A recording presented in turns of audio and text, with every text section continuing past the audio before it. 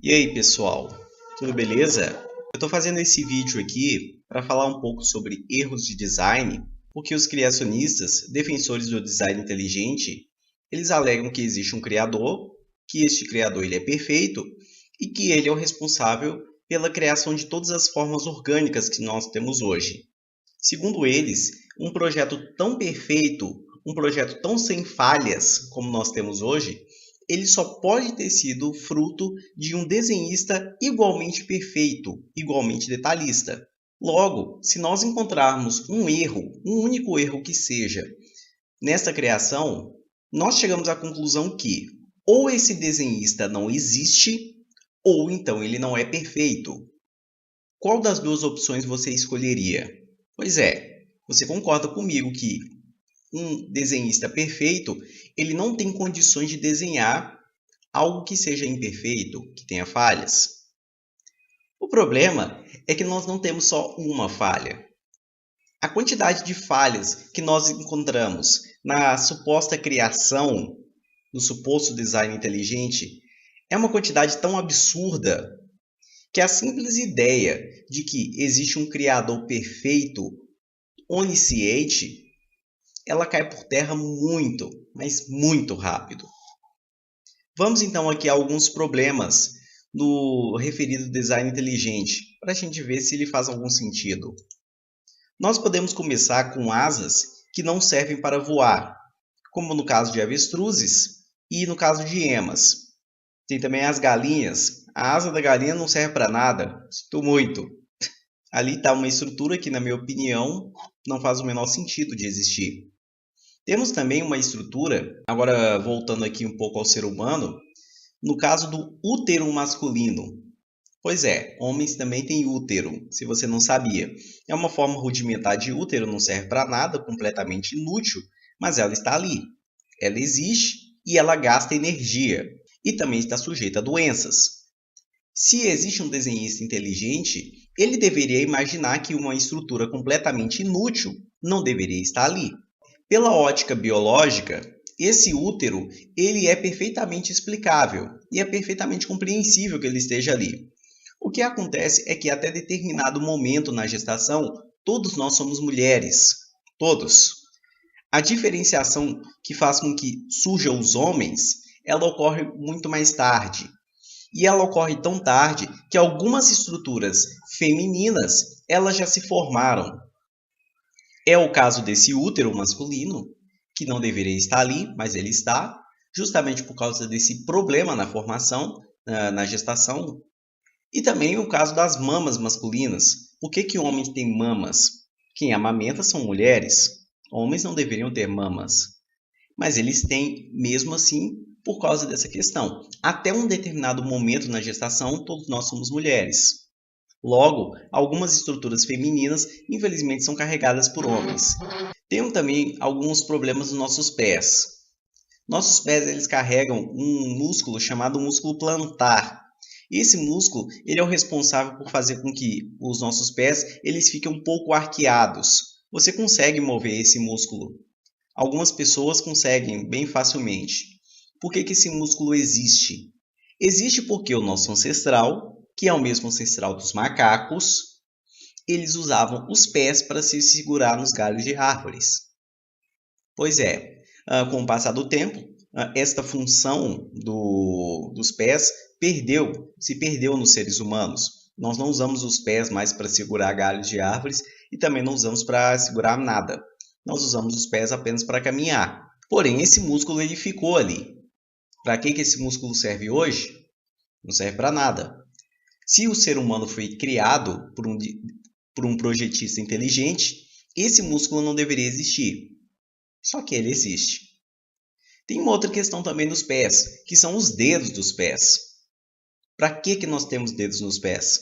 Eles são completamente inúteis. Também não deveriam existir.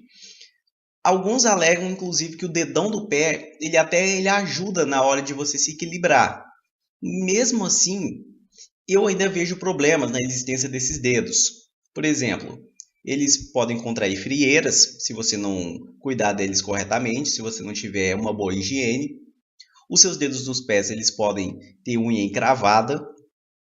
Eu, inclusive, já passei por 2 cantoplastias, porque eu já tive unhas encravadas nos 2 pés, nos 2 dedões e nos 2 lados de cada dedão, para você ver que esses dedos nos pés, eles nos trazem muito mais problemas do que eventual utilidade. Sem falar que, cá para nós, um pé calçado, ele é muito mais bonito, ele é muito melhor visualizado do que um pé descalço. Vamos falar então agora um pouco sobre o olho humano. Os defensores do design inteligente, eles adoram mencionar que o olho humano ele é tão complexo, ele é tão perfeito, ele é muito mais avançado do que qualquer câmera que já foi criada até hoje. Um olho tão perfeito ele só pode ter sido projetado. Pois é, vamos então nos ater a esse detalhe aqui.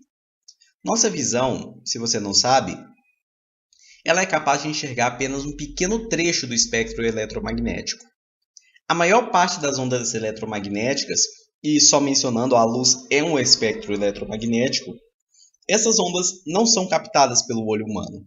E qual é o problema de nós não captarmos essas ondas? Muitos. Vamos dar aqui 2 exemplos. Peguemos a luz ultravioleta. A luz ultravioleta ela pode nos cegar, correto? O problema é que nós não somos capazes de captar a luz ultravioleta. Se você liga um farol muito forte no olho de uma pessoa, por causa de uma defesa evolutiva, essa pessoa vai fechar os olhos, na tentativa de proteger os olhos daquela luz muito forte, que pode danificá-lo. Porém, no caso da luz ultravioleta, isso não acontece. Como nós não captamos a luz ultravioleta, ela vai causar danos nos nossos olhos, e quando a gente perceber, já é tarde demais, o estrago já está feito. Peguemos então o caso da radiação ionizante, que pode nos matar. Essa radiação ionizante é uma onda eletromagnética, assim como a luz, e nós não conseguimos enxergá-la. Então, quando ela já nos provocou danos, é tarde demais. A pessoa já está à beira da morte já. Nossos problemas não se resumem apenas à visão. Tem também problemas no olfato. Existem gases que podem nos matar, como por exemplo, o monóxido de carbono. Ele se liga nas hemácias e impede que elas absorvam oxigênio. Se o seu sangue não pode mais absorver oxigênio, você vai morrer sufocado. É isso que o monóxido de carbono faz. O problema é que o monóxido de carbono não tem cheiro. Você não percebe que ele está ali. Quer dizer que, quando você perceber que o monóxido de carbono está te envenenando, já é tarde demais. O seu sangue já perdeu a propriedade de absorver oxigênio e ele não vai recuperar essa propriedade a tempo. Você vai morrer antes disso. A mesma coisa é o óxido nítrico e o metano, que também são gases que podem te matar por intoxicação e que você simplesmente não sente o cheiro nenhum. Continuando nos erros de design no ser humano, nós temos problemas dos cromossomos. Vou deixar aqui um link com vários tipos de doenças que as pessoas podem ter por falhas nos cromossomos. Nós concordamos que os genes, eles são a base do nosso projeto, caso a gente realmente seja um projeto. Portanto, se existem erros nos genes, nós estamos sujeitos a diversas doenças. Síndrome de Down é apenas uma dessas doenças, que seria uma falha nos cromossomos. Tem um link aí na descrição. Tem também a questão dos genes inúteis.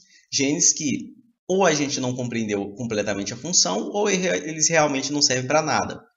Existem, por exemplo, no cromossomo 6, 2.190 genes, dos quais 772 não servem para absolutamente nada. Ou pelo menos sua função não foi descoberta ainda. Vamos falar então agora sobre a membrana nictitante, que é essa membrana aqui no canto do olho. Se você observar nas aves, essa membrana ela se fecha de forma horizontal, ela fecha para o lado. Assim como tem a membrana vertical, que é essa que nós temos normalmente, nas aves tem essa que se fecha de forma horizontal, vertical. Essa membrana seria uma segunda proteção para os olhos, que nas aves é muito útil. Porém, nos seres humanos, não serve para nada. Essa estrutura não deveria estar aqui, não deveria existir. Mas ela existe. Ela está aí gastando energia. Mais uma prova de que nosso projeto, nosso design não é tão inteligente assim. Um erro clássico de design que os ateus e os evolucionistas gostam de mencionar é a questão da faringe. A faringe liga o sistema digestivo e o respiratório ao mesmo tempo.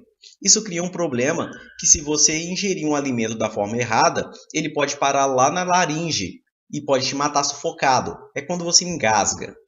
Alguns criacionistas dizem que isso facilita na hora que a pessoa fica gripada, por exemplo. Porque se a pessoa ficasse gripada e a faringe não tivesse ligação com o sistema digestivo, a pessoa não conseguiria respirar, nesse caso. Até que faz sentido essa explicação. Mas pensa comigo. Você imagina que você é um projetista inteligente, perfeito? Será que você não encontraria uma solução muito mais adequada do que essa para esse problema? Para resolver o problema de uma eventual gripe, você tem que submeter a pessoa ao risco de se engasgar para o resto da vida? Não faz sentido.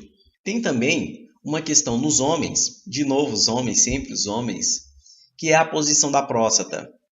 Por causa da posição da próstata, se ela inchar muito, ela pode bloquear completamente a uretra. E isso pode levar a complicações, pode levar a infecções muito graves e até mesmo à morte. E isso acontece com relativa frequência. Um outro detalhe nos homens e nas mulheres também é a questão dos joelhos. O joelho ele só dobra para um lado, não dobra para os dois lados. Por causa disso, o risco de a pessoa desenvolver artrite ele é muito maior. Então agora, se você pratica esportes de alto nível, se você pratica academia, se você pratica corrida, futebol, o risco de você desenvolver artrite é muito maior. Se os joelhos dobrassem para os dois lados, claro que nós imaginando ficaria muito estranho, mas se isso fosse possível, o risco de desenvolver artrite seria muito menor. Tem um outro problema em nós andarmos em duas pernas, e nós sermos bípedes. O problema está no caso da mulher. O que acontece? A vagina ela se localiza muito próximo da pelvis. Uma vez que nós andamos bípedes, as pernas são muito juntas. Some-se a isso o fato de que nós temos cabeças muito grandes, você imagina a dificuldade que é na hora de um parto. O risco de complicações na hora de um parto é muito grande por causa dessa falha evolutiva. E isso não é simplesmente eu implicando com a estrutura feminina. Se você pega nos registros históricos primitivos e até medievais, você vai ver que o número de mulheres que morriam na hora do parto era muito assustador, era muito grande. Se hoje nós não temos muitas mulheres morrendo na hora do parto, isso se deve aos avanços científicos, exame pré-natal e outros cuidados médicos que as mulheres tomam na hora da gravidez. Não fosse por isso, a quantidade de mulheres morrendo na hora de dar à luz seria muito grande. Tem também um outro defeito no nosso design que diz respeito a ilusões de ótica. Por que nós temos ilusões de ótica? Por que alguns desenhos simplesmente bugam o nosso cérebro? Isso acontece porque o nosso cérebro simplesmente não consegue interpretar da forma correta aquele desenho. É por isso que nós temos algumas ilusões de ótica, é por isso que nós sofremos com efeitos chamados pareidolia, que é quando nós enxergamos formas nas nuvens ou em desenhos aleatórios, ou em formas aleatórias que não tem forma nenhuma, mas nosso cérebro enxerga alguma forma ali. É aquela história, a pessoa enxergou Nossa Senhora no pedaço de pão, enxergou Jesus Cristo não sei aonde, e por aí vai. Nosso cérebro também tem outras formas de interpretar a realidade de forma completamente incorreta. Por exemplo, a questão do viés de confirmação. Nosso cérebro ele só consegue admitir provas que vão de acordo com aquilo que ele já acredita previamente. O nosso cérebro tem uma capacidade muito, mas muito ruim de admitir provas que vão contra aquilo que ele já acredita. Se eu te falar uma coisa que vai contra aquilo que você já acreditava, a probabilidade de você acreditar ela é muito menor. E isso a despeito de todas as evidências que eu trouxer. Você vai levar muito tempo para eventualmente acreditar naquilo que eu estou falando, mesmo eu trazendo várias evidências daquilo que eu estou dizendo. É por causa disso, por exemplo, que os religiosos eles têm tanta dificuldade em aceitar fatos científicos. Tem também o fato da mente descontínua. Nós temos um cérebro muito binário. Nós simplesmente achamos que ou a coisa é daquele jeito ou é de algum outro. Nós não conseguimos enxergar 3, 4, 5, 10 possibilidades, 1 milhão de possibilidades. Nosso cérebro ele tem uma capacidade limitada de compreender a realidade e é por causa disso que ele, por exemplo, tem pessoas que não conseguem aceitar o fato de que a evolução ela realmente ocorre na natureza. Para as pessoas, ou você é capaz de enxergar o processo acontecendo ao vivo, ou simplesmente ele é uma mentira. Um outro mecanismo que eu não consegui encontrar na internet qual seria a utilidade é o mecanismo das cócegas. Para que a gente sente cócegas? Elas não servem para nada. A única utilidade que eu vejo nas cócegas é de você usá-las como instrumento de tortura, podendo até mesmo matar a pessoa. Você pode matar uma pessoa fazendo cócegas. É um mecanismo que, na minha opinião, não deveria existir, mas que existe. E ele está aí para nos prejudicar. Vejamos também uma questão da vesícula biliar. Algumas pessoas, opa, agora vai falar merda. Vesícula biliar tem utilidade sim. Eu concordo que a vesícula biliar ela ajuda na digestão. O problema é quando surgem cálculos na vesícula. Você não é capaz de imaginar como é que é doloroso você ter um cálculo biliar. Até por causa disso, o risco que você corre de ter uma vesícula biliar ele é muito grande e alguns especialistas já dizem que não compensa ter a vesícula ali. Seria o melhor caso de remover. Tem também o caso do apêndice, que algumas pessoas alegam que ele tem utilidade, ele ajuda no sistema imunológico. Porém, ele também é uma bomba relógio. Ele também pode ser sujeito a infecções e ele pode te matar. Inclusive, na Idade Média, muitas pessoas sofriam com o apêndice, era chamado de nó nas tripas, uma coisa assim. E por causa disso, tem pessoas que hoje removem o apêndice e não sentem tanta falta assim. Essas pessoas conseguem viver muito bem, obrigado. Por último, tem a questão do eriçador de pelos. Por que nós arrepiamos? Nós arrepiamos porque tem esse mecanismo. E para que esse mecanismo serve? Para nada. Se você olha na natureza, ele tem até alguma utilidade. Ele serve para afastar predadores, ele serve para se proteger do frio. Mas no nosso caso, que nós temos muito poucos pelos, esses eriçadores não servem para nada. Para que eles estão ali? Qual é o problema de eles existirem? No mínimo, eles estão gastando energia. Você tem que compreender que qualquer estrutura que nós temos, ela gasta energia pelo simples fato de existir. Você está direcionando nutrientes, você está direcionando energia para manter aquela estrutura ali. Beleza? Então, o fato de essa estrutura existir pode ser considerado um erro de design. Teria outros exemplos que eu poderia dizer, eu poderia passar horas aqui falando sobre problema de design, mas eu acho que só com esses exemplos que eu já dei, nós já podemos compreender que design inteligente ele não existe, ele não faz sentido, ou no mínimo, se existe um projetista, ele não é um projetista onisciente, ele não pode ser um Deus todo-poderoso. Faz muito mais sentido dizer que o projetista seria um alienígena, ou seria um astronauta? Sei lá. Se existe um projetista, na sua opinião, como é que ele seria? Deixe aí nos comentários para a gente conversar mais a respeito. Um abraço a todos e até mais.